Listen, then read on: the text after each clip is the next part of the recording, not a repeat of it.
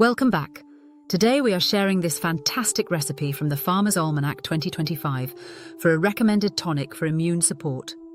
The 3 roots, burdock, dandelion and yellow dock, to make the tonic have numerous healing properties, including anti-inflammatory.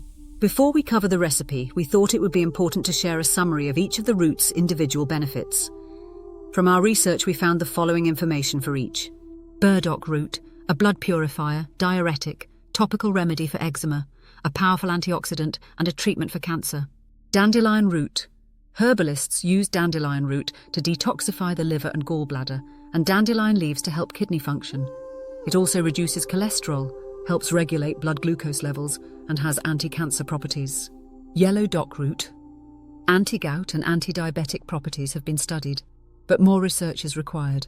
The procedure to make the tonic from the Farmer's Almanac. It is best to dig the roots in the early spring or fall when their qualities are at a peak potency. You can use 1, 2 or all 3 of the roots mentioned. It is best to collect them away from the roadways, and if the plants look healthy, they are not likely to have been sprayed with dangerous pesticides. Clean, chop and rinse the roots. Put the roots into a pot and cover with water twice as deep as the top of the roots. Simmer until half of the water evaporates. Let the mix sit for at least 2 hours, up to overnight. Strain and measure your decoction. A decoction is an extract of roots, seeds, or bark that has been simmered. Add the same volume of molasses as your decoction. Stir, bottle, label, and refrigerate. Take 1 tablespoon daily, and these nutrients will work their miracles. As always, too much can be harmful, though. Also check with your doctor for drug interactions. Thank you for your support. We hope you are happy and healthy.